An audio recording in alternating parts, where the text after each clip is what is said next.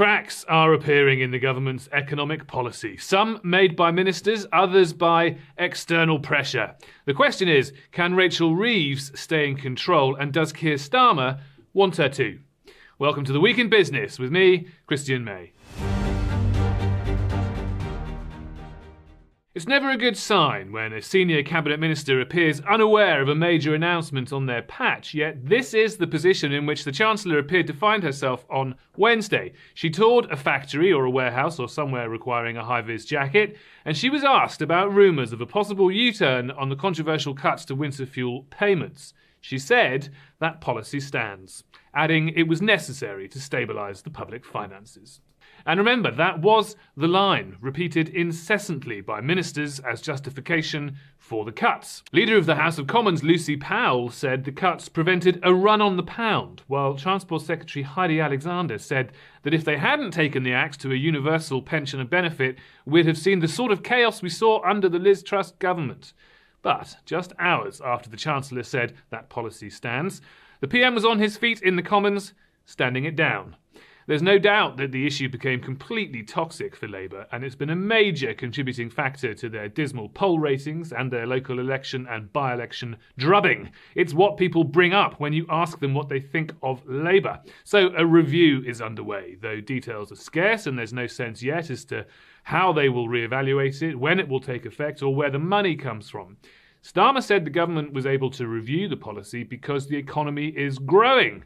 It's a bold move to pin the U-turn on a strengthening economy when most economists expect first quarter growth of 0.7% to be something of a one-off. What's more, data this week revealed that the public finances are in a pretty shoddy state, further eating away at what little fiscal headroom the Chancellor had left herself ahead of the autumn budget. The government borrowed £20.2 billion in April of this year, mostly due to higher spending commitments in the form of public sector pay and, of course, in debt repayments. The Office for National Statistics said government borrowing in the financial year 2024-25 was £148.7 billion, £11 billion more than the OBR had forecast. It's not pretty. Economists say that the latest public borrowing figures mean the Chancellor's fiscal headroom has been reduced to a mere £6 billion, a rounding error in government expenditure. Ruth Gregory of Capital Economics says that if the Chancellor wants to stick to her fiscal rules, more tax hikes in the autumn budget will be required. And that's a position shared by most analysts now. And this brings us back to Rachel Reeves. She has described her fiscal rules as ironclad and has repeatedly said that the £40 billion tax rate from her first budget was a one-off, never to be repeated.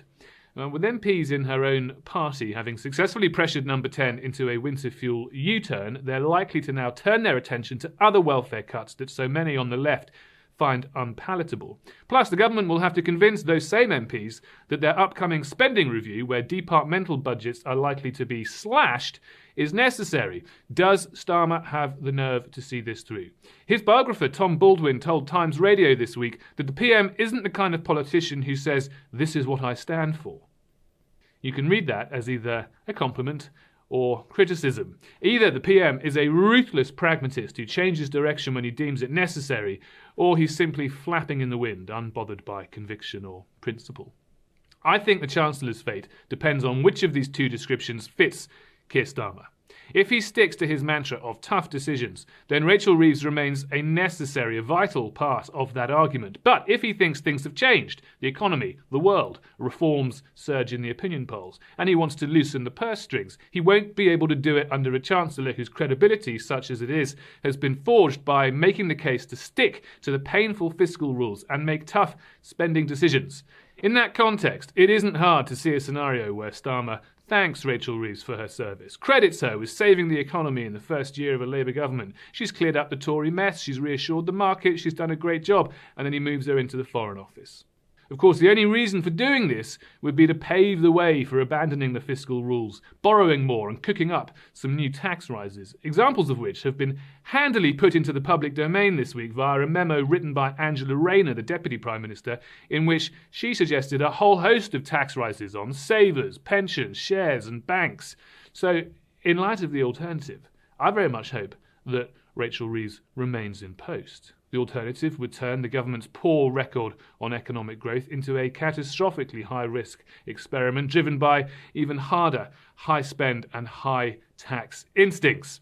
So odd as it may seem, consider this the launch of a Save Reeves campaign.